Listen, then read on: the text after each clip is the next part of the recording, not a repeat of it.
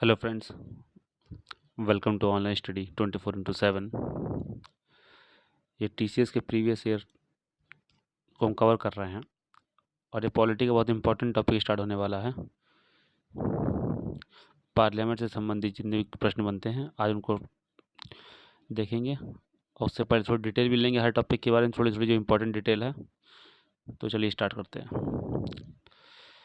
कल भाग 3 तक सभी प्रश्नों को हम लोगों ने देख लिया था, आज भाग 4 देखेंगे। भाग 4 कहता है राज्य के नीति निर्देशक तत्व, जिसको हम लोग कहते हैं DPSP, directive principle of state policy. तो ये अनुच्छेद 36 से लेकर 51 तक होता है। तो पहला प्रश्न बनता है ये कहाँ से लिया गया, ये हमने आयरलैंड से लिया है। और आयरलैंड ने कहाँ से लिया था, स्पेन से लिया था। तो हम इतना डिटेल में नहीं जाना है, हमने कहाँ से लिया था, आयरलैंड से लिया था। देखिए ये हमारा क्या है, एक सोच है कि हमारा देश ऐसा होना चाहिए कि हमारा फ्यूचर में देश कैसा होना चाहिए उसके बारे में इसमें बात करते हैं। तो इसको न्यायालय द्वारा लागू नहीं कर सकते, ये लिखा है अनुच्छेद 37 में। क्योंकि हमें क्या है, हमें अपने देश को ऐसा बनाना है, तो उसको लेकर कोई केस तो नहीं कर सकता, इसलिए। अनुच्छेद 38 आर्टिकल 38 कहता है सामाजिक असमानता को समाप्त करना है हमें। मतलब एक सोच है कि जो भी सबको इक्वल करना है, अनइक्वलिटी को ख़त्म करना है, ये क्या है, एक सोच है। अनुच्छेद 39 पुरुष और महिला को समान अवसर मिले, समान वेतन मिले, संसाधन प्राप्त करने का समान अधिकार मिले। 39 का गरीबों को निःशुल्क विधिक सहायता, ध्यान रखिएगा, इंपॉर्टेंट है ये, गरीबों को निःशुल्क विधिक सहायता। अनुच्छेद 40 पंचायत विधिक का मतलब लॉ की कोई भी इनको हेल्प चाहिए हो गरीबों को तो वो फ्री मिलेगी। ये हमें करना है एक ना एक दिन। 1947 में ये बनाया गया था, अभी तक ऐसा करने की कोशिश कर रहे हैं हम लोग। अनुच्छेद 41 लोक सहायता पाने का अधिकार। अनुच्छेद 42 प्रसूति सहायता मतलब डिलीवरी के लिए। अनुच्छेद 43 ग्रामीण क्षेत्र में कुटीर उद्योग, कुटीर का मतलब जो स्मॉल स्केल इंडस्ट्री होती है। अनुच्छेद 44 समस्त नागरिकों के लिए समान सिविल संहिता, मतलब जो सिविल कोड होता है आईपीसी, वो सबके लिए इक्वल होनी चाहिए। अनुच्छेद 45 इसको बाद में जोड़ा गया, ये 86वां संविधान संशोधन 2002 में हुआ था, जिसको हम लोग आजकल आरटीई के नाम से जानते हैं, कि 6 से 14 वर्ष की आयु के सभी बच्चों को शिक्षा देने का प्रयास किया जाएगा, 6 से 14 वर्ष। अनुच्छेद 48 का पर्यावरण से संबंधित है। अनुच्छेद 49 जितने भी नेशनल मॉन्यूमेंट्स हैं उनसे संबंधित। अनुच्छेद 51 इंटरनेशनल पीस से। चलिए क्वेश्चन को स्टार्ट करते हैं। Which of the following articles of the constitution of India deals with the uniform civil code. भारतीय संविधान का निम्न में से कौन सा अनुच्छेद समान नागरिकता से संबंधित है। तो चेक कर लेते हैं ऑप्शन के अकॉर्डिंग। ये होता है स्मॉल स्केल इंडस्ट्रीज के लिए, मतलब कुटीर उद्योग, स्मॉल स्केल इंडस्ट्रीज के लिए, जिसको हम लोग कहते हैं कुटीर उद्योग के लिए। 45 होता है हमारा राइट टू एजुकेशन के लिए, इसको जोड़ा गया था 86वें संशोधन से। 46 करता है हमारा SC ST के लिए, अनुसूचित जाति जनजाति के लिए। तो 44 बचता है हमारा। तो हमारा आंसर क्या है, 44। अभी जो हम लोगों ने पढ़ा भी था, लेकिन सबको सॉल्व करते हुए चलेंगे तो हमको सब याद हो जाएंगे, कोई छूट भी गया होगा पीछे तो यहाँ पे कवर हो जाएगा। क्लियर हो गई ये बात। ये लिखा है स्मॉल स्केल इंडस्ट्री, RT का मतलब right to education. Which of the following articles promote equal justice and free legal aid for all citizens. निम्न में से कौन सा अनुच्छेद सभी नागरिकों के लिए समान न्याय और कानूनी सहायता को बढ़ावा देता है। अभी हम लोगों ने पढ़ा बढ़ावा कौन देता है, इसमें लिखा था कि गरीबों के लिए निःशुल्क विधिक सहायता, तो ये बढ़ावा दे रहा है कानूनी सहायता के लिए 39 से। अच्छा 43 से क्या करता है कि गवर्नमेंट को उद्योग का प्रबंध करना होगा, इंडस्ट्री लगानी होगी जिससे वहाँ के लोकल एरिया को जॉब मिल सके। 48 किससे कवर करता है? इन्वायरमेंट से या इंडस्ट्री से। ठीक है, नेक्स्ट क्वेश्चन देखते हैं। What is the provision of article 49 of the constitution of India? भारतीय संविधान के अनुच्छेद 49 में कौन सा प्रावधान है?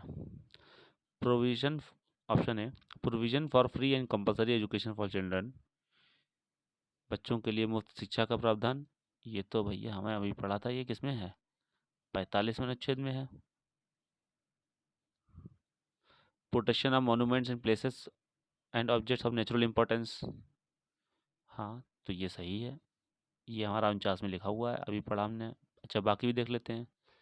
Provision of employment of children under the age of 14 in factories and minings, तो ये आएगा अनुच्छेद 24 के अंतर्गत, जिसको हम लोग कहते हैं चाइल्ड लेबर। कल पढ़ा था, कल के वीडियो में देख लीजिएगा किसी ने ना देखा हो तो।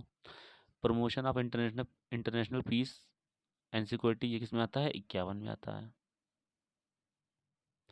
तो अब ऑप्शन चेक कर लीजिए, कौन सा आंसर हुआ हमारा? बी वाला आंसर हो गया। ठीक है, नेक्स्ट क्वेश्चन देखते हैं। Which article of the constitution of India states the directive principle of the state policy on promotion of international peace and security? तो अभी हम लोगों ने पढ़ा पीस एंड सिक्योरिटी के लिए कौन सा होता है? अनुच्छेद 51। लेकिन फिर बाकी कौन से हैं ये भी देख लो।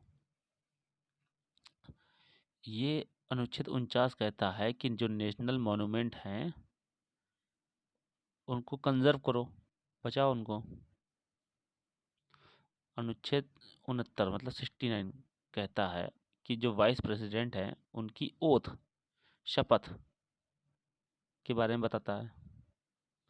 और अनुच्छेद 62 जो है वो यदि राष्ट्रपति की पद की रिक्त हो जाए या खाली हो जाए तो कितने समय के अंदर भरना होगा ये बताता है। ठीक है, फिर से बोल दे रहा हूँ, आर्टिकल 62 यह बताता है कि राष्ट्रपति का जो पद अगर रिक्त है तो उसकी पूर्ति कितने समय के अंदर कर देनी अनिवार्य है। ये वीपी का मतलब है वाइस प्रेसिडेंट, यह है नेशनल मॉन्यूमेंट कंजर्वेशन। एक एक आर्टिकल को आप जो है ध्यान से समझिएगा, एग्जाम में क्वेश्चन इन्हीं चेंज कर देंगे बस थोड़ी सी। The state is obligated to protect every monument, place and object of national importance and historic interest under which article of the constitution of India? भारतीय संविधान के अनुच्छेद के अंतर्गत राज्य राष्ट्रीय महत्व तथा ऐतिहासिक हित के प्रत्येक स्मारक, स्थान तथा वस्तु की रक्षा के लिए है। कौन सा अनुच्छेद है? अभी हम लोगों ने पढ़ा था, तो अनुच्छेद 49 49। लेकिन फिर बाकी क्यों दे रखे हैं? 46 बिलोंग करता है अनुसूचित जाति जनजाति को। 47 बिलोंग करता है स्वास्थ्य सुधार को। स्वास्थ्य सुधार को इसमें कहा गया कि स्वास्थ्य सुधार लाना चाहिए और जो हानिकारक औषधि हैं उनको बंद करना होगा हमें। 48 कहता है जो दुधारू पशु होते हैं, जो दूध देते हैं, उनकी बलि पर रोक लगा दी जाए, उन्हें ना मारा जाए। ठीक है, next question. Part 4 of the Indian constitution contains the provision on, भारतीय संविधान के भाग 4 में प्रावधान है। कौन सा प्रावधान है?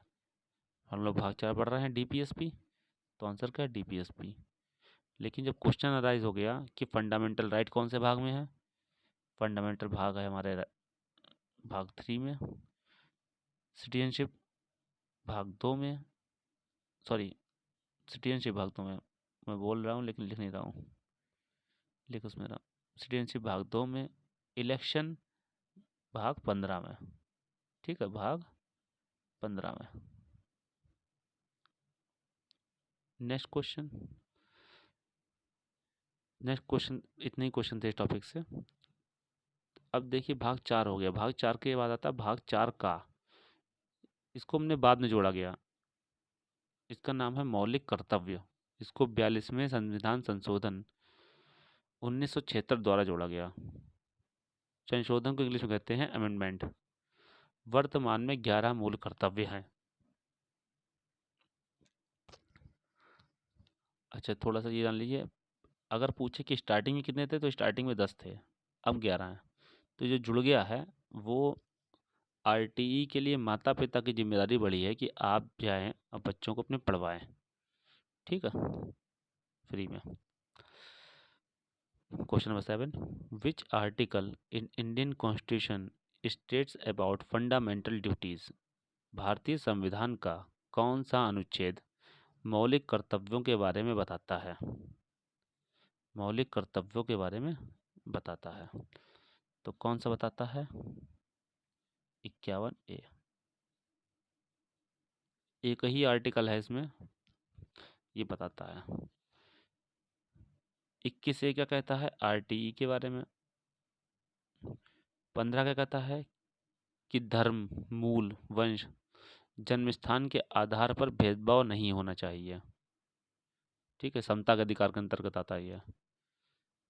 इक्वलिटी, समता का अधिकार बढ़ाया था, लिखा था 14 to 18 आर्टिकल के बीच में आता है समता का अधिकार, तो ये इसके अंतर्गत आता है। Next question, how many fundamental duties are set out in part 4A of the constitution of India. भारत के संविधान के भाग 4A में कितने मौलिक कर्तव्य हैं? कितने हैं? 11। अगर क्वेश्चन पूछता कि स्टार्टिंग में कितने थे तो आंसर होता 10। ठीक है, नेक्स्ट क्वेश्चन। अब देखिए भाग 5 की यहाँ स्टार्टिंग होती है और बहुत इंपॉर्टेंट है ये। संघीय कार्यपालिका, यह अनुच्छेद 52 से लेकर 78 तक।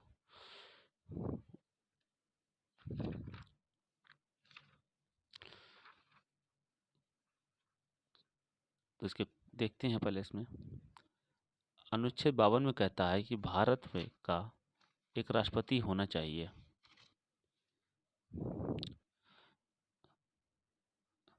यहाँ पर एक गड़बड़ है, मैं वही सोच रहा था। ये अनुच्छेद 52 से लेकर 151 तक है। अनुच्छेद 52 से लेकर 151 तक है। तो अनुच्छेद 52 के अनुसार भारत का राष्ट्रपति होगा।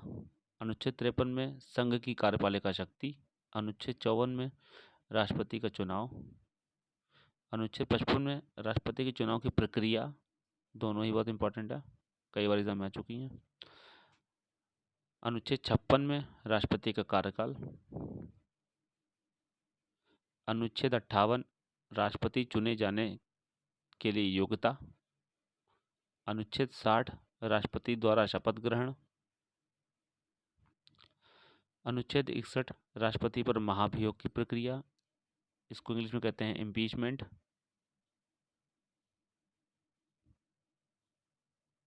इम्पीचमेंट।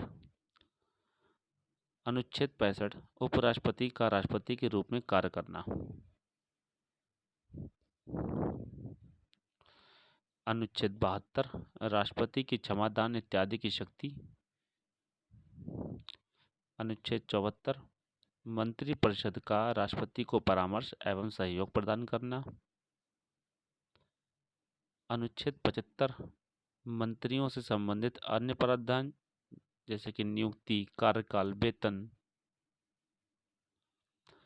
अनुच्छेद 76 भारत के महान्यायवादी। अनुच्छेद 77 भारत सरकार द्वारा कार्यवाही के संचालन। अनुच्छेद 78 राष्ट्रपति को सूचना प्रदान करने से संबंधित प्रधानमंत्री के दायित्व। अनुच्छेद 85 संसद का सत्र। अनुच्छेद 111 संसद द्वारा पारित विधेयकों पर सहमति प्रदान करना। जैसे कोई भी विधेयक आया उसको पास करने के लिए जाता है राष्ट्रपति बस, तो कौन सा अनुच्छेद के थ्रू जाएगा? 111 के थ्रू जाएगा। ठीक है। अनुच्छेद 112 संघीय बजट। अनुच्छेद 123 राष्ट्रपति की अध्यादेश जारी करने की शक्ति, इसको कहते हैं ऑर्डिनेंस।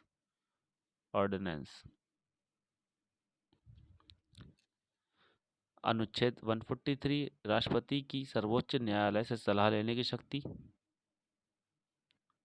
जैसे किसी को अगर क्षमादान करना है तो करें कि ना करें, ये तो सलाह लेनी पड़ती है इसलिए।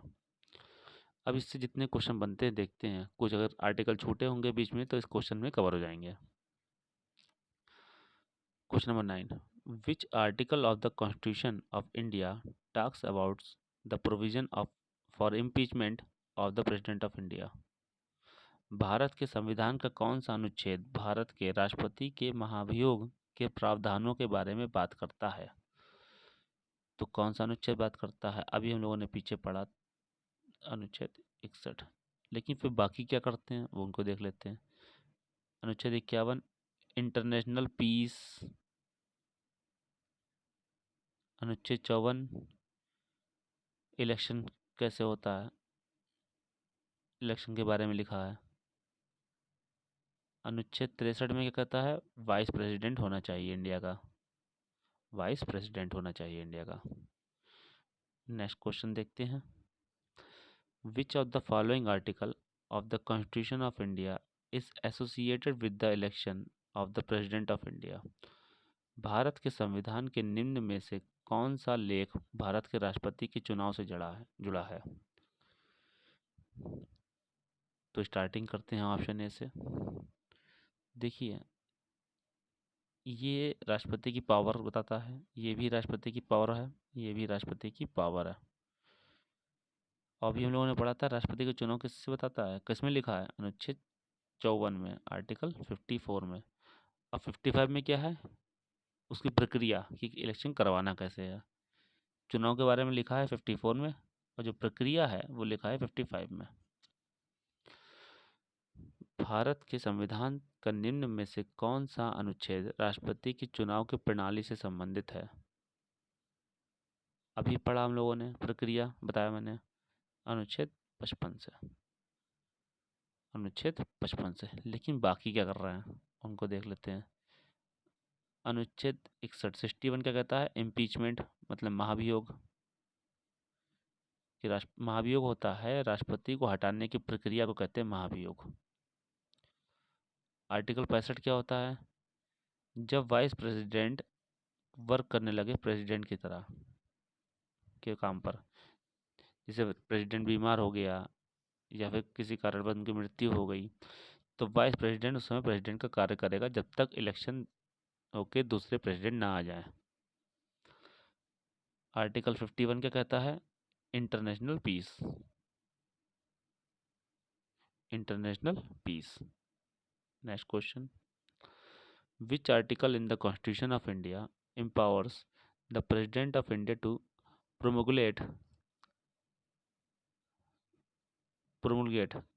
ordinances when the parliament is in recess। Bharat के संविधान में कौन सा अनुच्छेद के अनुसार राष्ट्रपति संसद के स्थगन पर अध्यादेश जारी कर सकता है?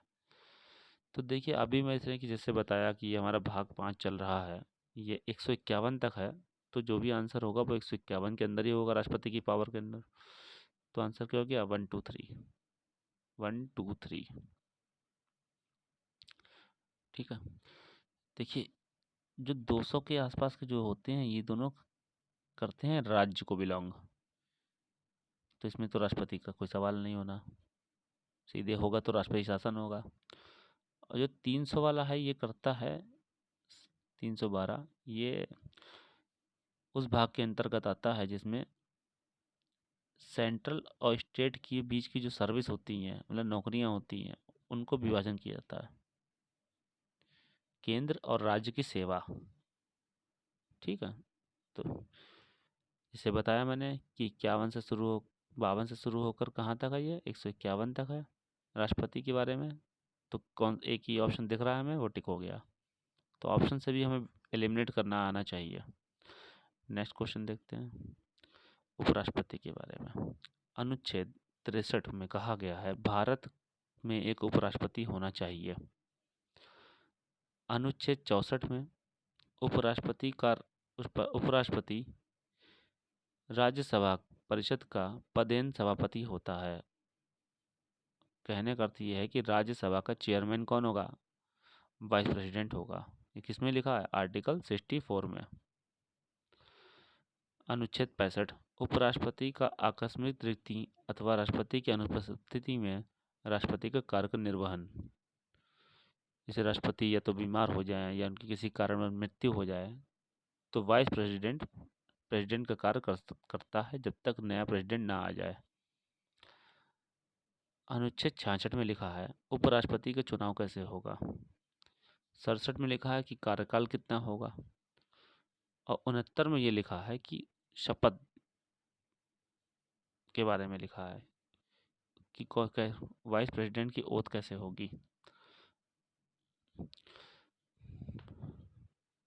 प्रधानमंत्री और केंद्रीय मंत्रिपरिषद।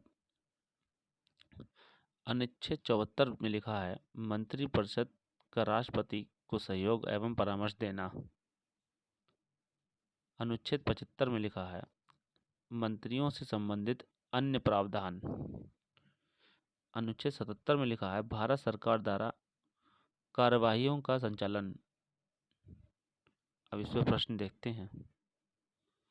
According to which article of the Constitution of India shall the Council of Ministers be collectively responsible to the Lok Sabha? भारतीय संविधान के किस अनुच्छेद के अनुसार मंत्रिपरिषद सामूहिक रूप से लोकसभा के प्रति जवाबदेह होगा? ठीक है, तो ऑप्शन से लिमिट करने की कोशिश करेंगे हम लोग। देखिए, आर्टिकल 29 जो है वो बिलोंग करता है माइनॉरिटीज को,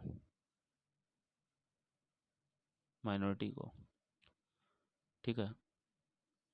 और आर्टिकल 75 जो है वो हमारा इस क्वेश्चन का आंसर है। आर्टिकल 35 क्या कहता है? ये कहता है कि पार्लियामेंट के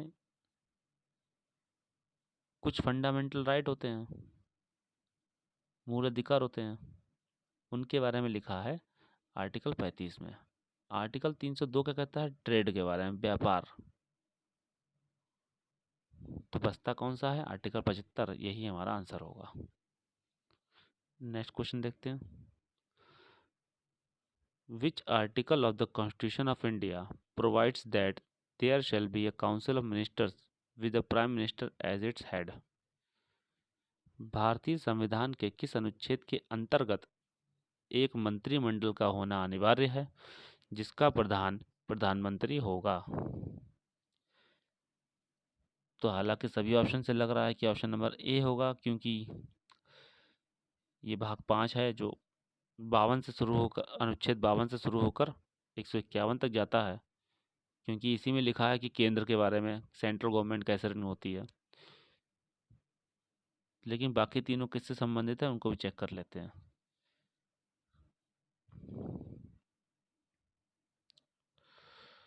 अच्छा, 34 आर्टिकल कहता है मार्शल लॉ के बारे में।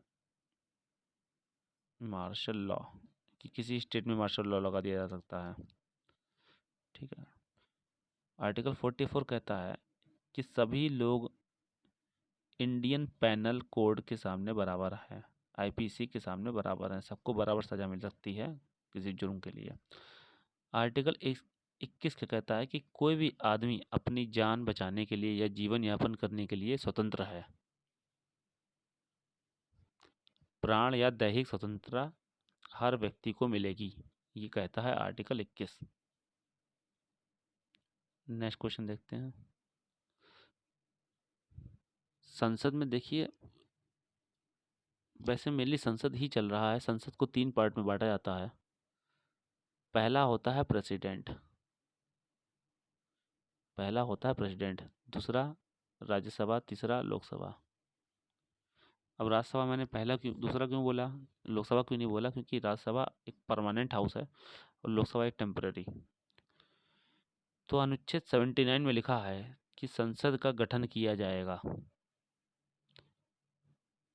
फिर अनुच्छेद 80 में लिखा है राज्यसभा। आपको ये सब आर्टिकल उंगलियों पे याद होने चाहिए। आर्टिकल 80 में लिखा है राज्यसभा, आर्टिकल 81 में लोकसभा, आर्टिकल 85 में संसद का सत्र, और कैसे इसको विघटन होता है, मतलब कैसे ये छुट्टी होती है, इसमें कैसे डिसॉल्व कर सकते हैं। आर्टिकल 87 राष्ट्रपति का विशेष संबोधन।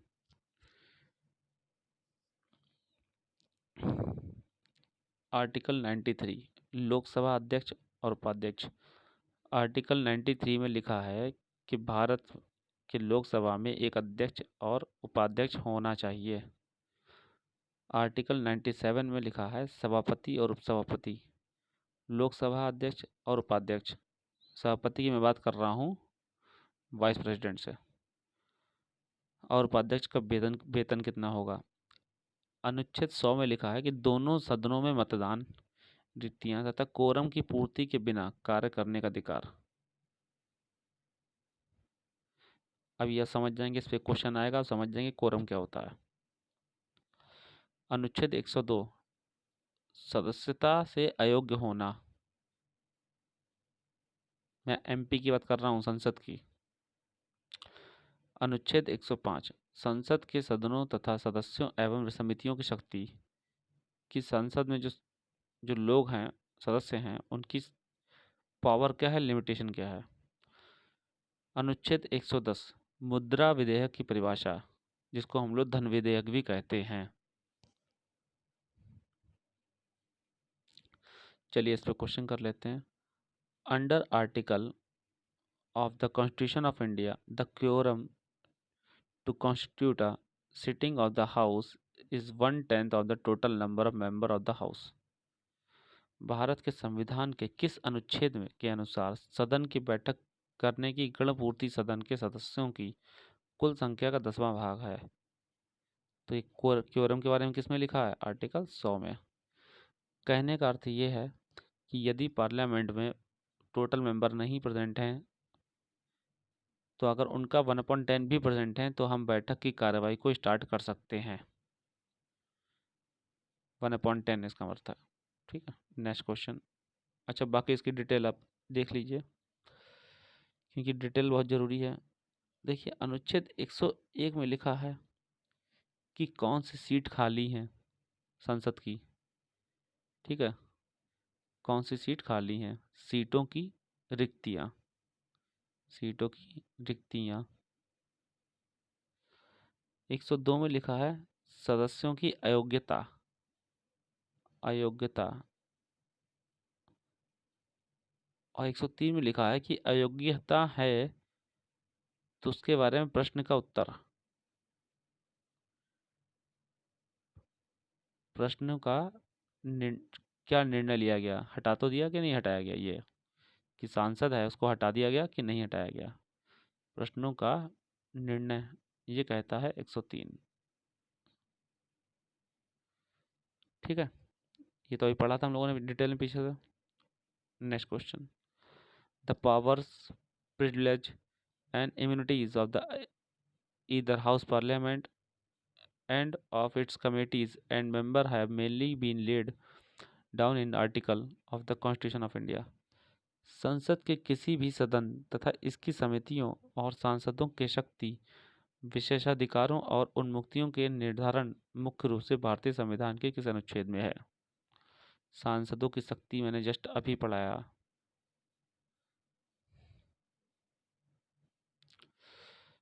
ये है अनुच्छेद 105 में। 102 में बताया था अयोग्यता, 107 में विधेयक, मतलब विधेयक को पेश किया जाएगा, पास होगा। 115 डिपेंड कनेक्टेड है फाइनेंस से, वित्त से, ये कनेक्ट करता है विधेयक को। विधेयक पेश होगा, पास होगा, काउंटिंग होगी, ये है संसद के अयोग्यता से संबंधित, कि कोई भी मेंबर है अयोग्य है कि नहीं है। Next question.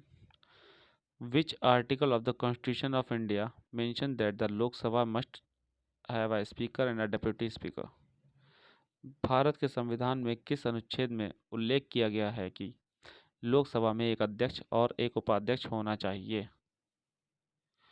तो ये किया गया है अनुच्छेद 93, मतलब 93 में। बाकी तीनों में क्या क्या लिया गया है वो भी बता देते हैं। 85 में कहा गया है ज्वाइंट सेशन के बारे में, कि लोकसभा और राज्यसभा को दोनों को मिला के राष्ट्रपति संबोधित करते हैं। 100 में कहा गया है कि मिनिमम गणपूर्ति मतलब कोरम के बारे में कहा गया है, कितना होना चाहिए? 1/10 होना चाहिए। 97 में कहा गया है कि लोकसभा के अध्यक्ष, उपाध्यक्ष और सभापति, राज्यसभा के उपसभापति, इनका वेतन कितना होगा, सैलरी के बारे में लिखा गया है। किसके? लोकसभा के अध्यक्ष, उपाध्यक्ष, राज्यसभा के सभापति और उपसभापति। Next question, the definition of money bill is given in which article of the constitution of India. भारतीय संविधान के किस अनुच्छेद में धन विधेयक की परिभाषा दी गई है? तो धन विधेयक दिया गया है 110 में। 110 में। तो बाकी क्या दिया गया है?